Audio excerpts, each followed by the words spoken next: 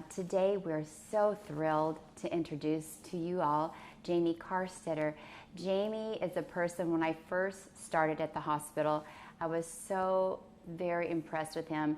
He didn't know me, but he was very kind and would come by my desk and always have a very kind greeting, very compassionate person. And the interactions that I've seen him with others at the hospital, he's always very soft-spoken, gentle, very caring man, and we're just so delighted to have him. Jamie is a Chief Executive Officer of Nursing at the hospital, and he's got a very long string of bachelors of science, nursing, healthcare, MBA with healthcare. It's just incredible. This gentleman has so much education, but so down to earth. He's going to share with us today about a project here that the hospital is doing on Leslie Lane. If you're from Cumberland, as you head to the hospital, if you're coming from the interstate, on the right, you'll see a street that says Leslie Lane. So Jamie's going to talk to us about the hospital acquiring the property.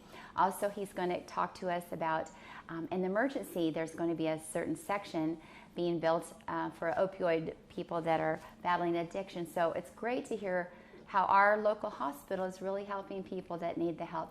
Jamie, we want to thank you so very kindly for being with us at Hope Rising today. Thank you. Thank you, Donna. And just to clarify, Chief Nursing Officer, not Chief Executive Officer. I'll take the executive officer clarify now. that. But yeah, I'm very happy to be here today. Yes, I've known Donna for some time now. We've had a great relationship working at the hospital together.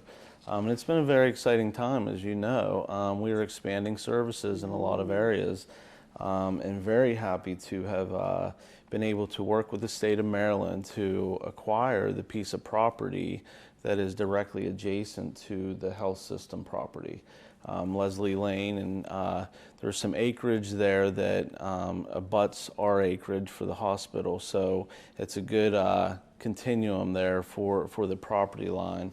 But the property, the house that's already there, our initial intent was to open up an 8-bed facility there for detoxification patients that come into the ED or they're in the behavioral health services within the hospital, and they really don't have anywhere to transition to. That was a service that we in this community in the surrounding area were lacking. So we are very excited to come into what we feel is going to be a very good service for the community to help. It's kind of a bridge, to bridge from the hospital acute care setting to maybe a long-term rehab setting. So it gives a period of time, and thanks to Jeff O'Neill, who gave me some talking points on it, because he is the lead on this project, but been very involved in looking at the property, seeing what we need. We realized very quickly after seeing the inside of the property, of the building, the structure itself, that it was not going to be something that we could renovate.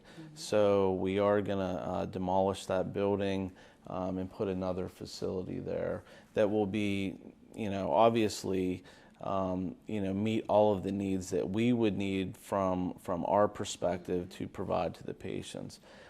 So it's going to be an ambulatory crisis service, patients 18 and older, mental health, addiction issues, anything along those lines that, again, need some kind of temporary bridge to get to a longer-term facility.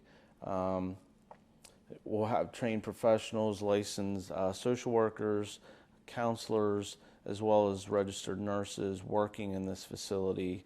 It'll be a 24/7 operation, of course. They will be there overnight. And again, it's going to be a capacity of 8 patients. So that will be the size. And we feel that will be the appropriate size, and that will give us definitely what we need for the patients.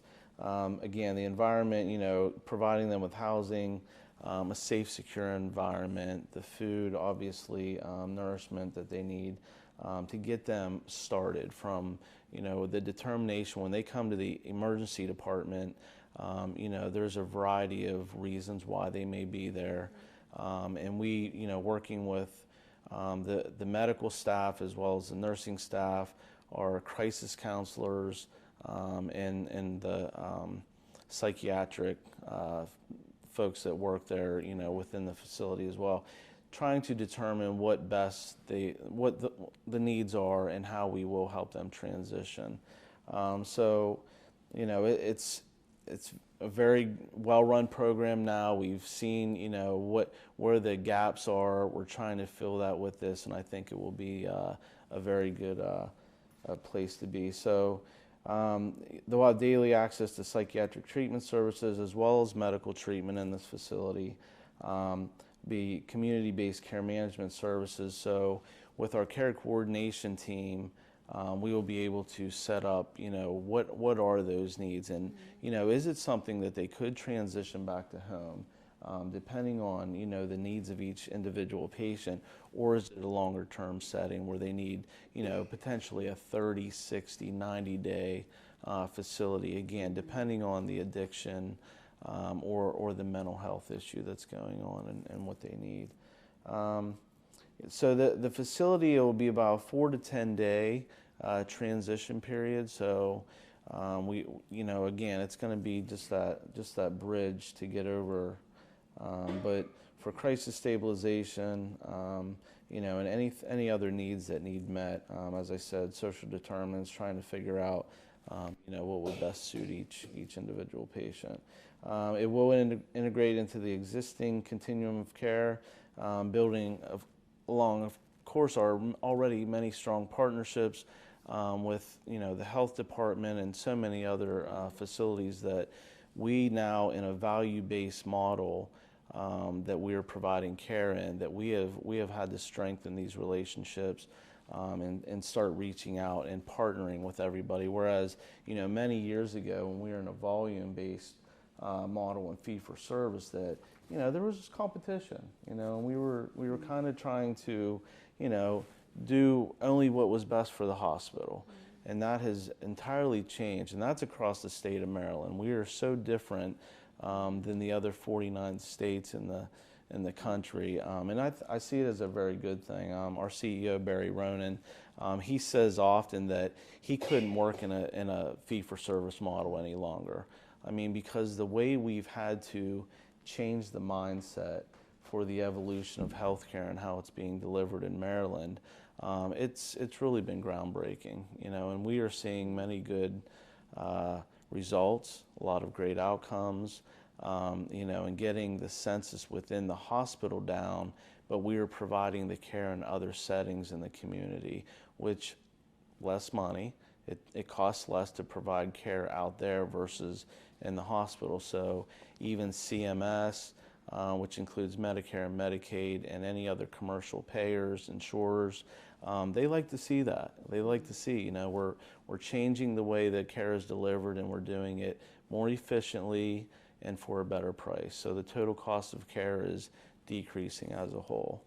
And just to give a few statistics that I feel, and I'm going to have to read the stats, I don't have them memorized, but overall in the community, we have seen a significant decrease in overall overdoses coming into the hospital.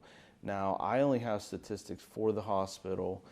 We feel that, there are many other overdoses going on that we are not aware of. Right. We are certain of that. Law enforcement arrives, EMS may arrive, Narcan may have been used already. Patient comes around, they don't want any further service, so they may take off. Or, but the statistics I have, we have put a dent in it, certainly. I think we are moving in the right direction as a community, and we're very proud at the health system to be able to help, impact that over time, and even working with local law enforcement and understanding, the patients that do overdose, they are brought to the hospital. We are able, 99% of the time, to revive them. There may be lingering effects. They may still need admitted to the hospital, but there are a lot of good success stories that that we've been able to do. But from the emergency department standpoint, we do what we can for them there, and a lot of times then they just want to leave. Right. So they want to leave, but we have been working very closely with the Maryland Hospital Association as well as the Maryland Patient Safety Center on an initiative where we are giving more collaborative care to those patients, where when we identify obviously there's a need here, that we are working even more closely, helping them set up appointments, again getting into some type of treatment facility. Where can we get them set up with the health department, and really trying to, educate, give them knowledge. If they want to get better, if they want treatment, we're putting our arms around them, bringing them in, and we want to say, let's really do something for you here. Our nursing staff at the emergency department, our crisis counselors, our physicians, nurse practitioners, physician assistants. I mean, everybody's on board, and we are really trying to, do the best for everybody, and it's working. Honestly, it is truly working. The number of fatal overdoses, let me get this right, calendar year to date, total was 13. For this year. For this year. So from January 1 until June 30th, 13, where it was double that last year at this time. So those are the number of fatal overdoses, and the number of non-fatal. And I have I have from law enforcement as well as our own statistics. It's right around 200, but that's including opiates, heroin, and other medications. So the numbers again are way down. And again, we feel that law enforcement is obviously doing their part. They are working out in the community, doing everything they can possibly do to keep the drugs from coming into the community. Going after those people that they may know and they see and they get reports on, and taking care of it from that perspective. But then when the health system is involved, we are doing our part, and we've been working since 2012 from the emergency room perspective, as well as going throughout the hospital, our inpatient areas, and our physicians, and now into our clinics and practices. Governor Hogan had signed into legislation some money. He got money available to communities. We are one of those communities that really per capita are seeing the bigger issues. So we are putting that money to use in many great areas related to all of that. Awesome. Yeah. That's great. So as far as, do we have a time element that we know when the Leslie Lane project might be started and maybe finished? I don't have specifics That's okay. on that. I'll tell you, again, very exciting. I'll give an update on now. We just broke ground this week outside of our emergency department. We are building an 8-bed, and there's two. We have an 8-bed Leslie Lane facility and an 8-bed behavioral health ED. So what we currently have are 4 rooms dedicated to behavioral health patients, and there are many days when we're well beyond that number. So we don't have the facilities, the infrastructure, the capacity at times to meet the need. So we feel it's very important that we bring this behavioral health ED into the area. It's a very secure area. It will be for adolescents as well as adults. We see a lot of 18 and under patients as well that have mental health issues as well as addiction issues. So we are very happy to get that started, and I believe probably sometime in the fall, because as I said, we have to demolish the current building on Leslie Lane. And there's a lot of planning, architecture, engineering that goes into it that we have to bring online before we can break ground there. But it's going to be, again, very exciting for this community to have the behavioral health ED and the components that we will be able to provide there. again, within a safer atmosphere.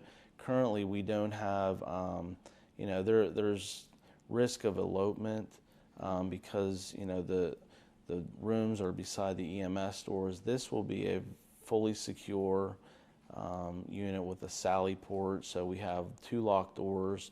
One door locks, the other one opens, and then you can't get through the other one until it's locked as well. So it's coming together, but there's a lot going on, and we're very proud that we're able to do what we can for the community, and that the task force that Barry Ronan created probably almost 2 years ago. The opioid task force, again, working with local law enforcement, the health department. We have clergy that come. We have, a variety of partners within the community that we are working with to, combat this. And how do we, best serve the needs of the community? And honestly, these ideas have come out of there. So, it's very positive. It is positive to put different components together, the faith-based, the people that are medical. I'm sure you probably have Judge Getty, I would think. Yes, Judge Getty is a member of the team as well, He's been here as a speaker for Hope Rising, and having these different components of people bringing to the table things to come up with some wonderful brainstorming, vision casting and things. It's wonderful that Barry Ronan came up with this and that you all are really pushing forward. I think this Leslie Lane project will be such a help for our community, and the ED now expanding with these extra beds, because we do want to help our community. There's people that are needing help, and it's good right here at home that these will be available. Yes. Great. Yes. Is there anything else, Jamie, that you want to share? I think that's it, unless there are any questions or thoughts from the group. That's great. For the Leslie Lane, it would be 18 and over. We will not do adolescent or pediatrics in this facility. It'll be strictly 18 years and above. Do they transfer directly from the hospital to there? Correct. Yes.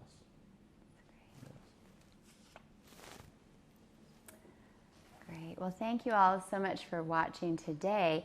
We have a few more things that we're going to be discussing now.